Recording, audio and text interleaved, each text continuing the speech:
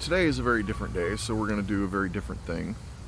And it is July 18th, 2022. And these are the Astro Oracle cards I pulled for today. I've been having problems verbalizing over the weekend, and I've had to take longer to let things soak in, which is why I'm doing this the way I am today. Later on, I might be able to do my short 3-minute TikTok, or after I do this, I'll be able to type something out, but I had to just freeform this for a little bit. The first card that came up was Earth Element Stability. Normally I pull an element card, and this one was the first one off the top of the deck. It kind of fell out while I was shuffling. So we are always held. We're always on stable ground, but sometimes that ground moves and sometimes we have to move to other places, and that's okay. But that ground that we move to hopefully is always more stable than where we were before.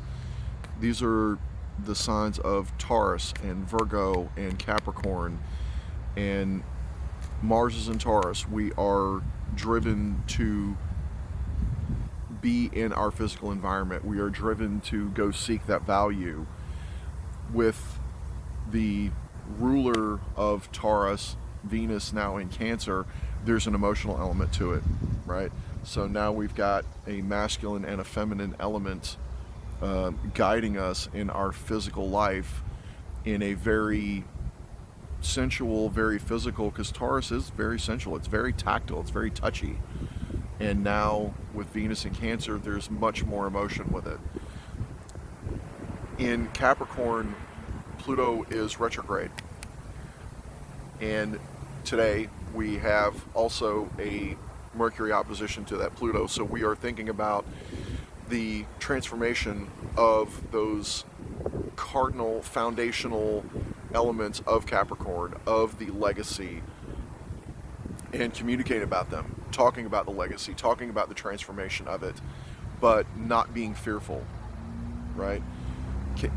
With Mercury still in Cancer, also a cardinal sign, but there's a lot of depth to Cancer, and Mercury doesn't have that much trouble talking about Cancer, but sometimes it can get a little fumbled, like I've kind of been a little bit. So I'm going to keep rolling here.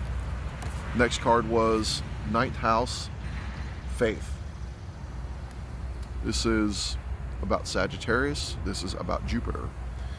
And with nothing in Sagittarius currently and the ruler being in Aries, we are reminded of the faith of ourselves when we were children, the beginning stages of faith in new things. And as Jupiter is slowing his forward progress and is soon to begin his retrograde phase, we have to go back and redress those things. We have to pay attention to what we were believing, and whether we're believing in ourselves, believing in our mask, believing in our childhood, believing in the direction that we were going in Aries, believing in our new starts, whether they were going to match up to how we feel good about our lives or not. And the next card was Yod, Destiny. We are always shown the direction to go in our lives, and we don't always have the focus to pay attention to the finger of God to lead us in the right way. But those elements get louder and louder and louder in our lives all the time, so that our friends and our loved ones and our jobs, and sometimes even if we need gas in our cars or need an oil change, that can be the finger of fate, and it might change the course of our lives. And those moments are all strung together and they become the course of our life. So to believe that you are not living your destined life is only because you don't believe you are, right? It goes back to that belief faith. The next card is Pluto transformation.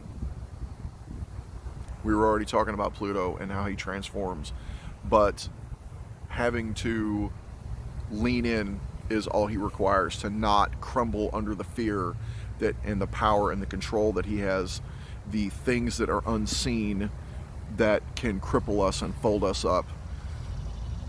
Once we pierce through that veil, he always gives back immediately.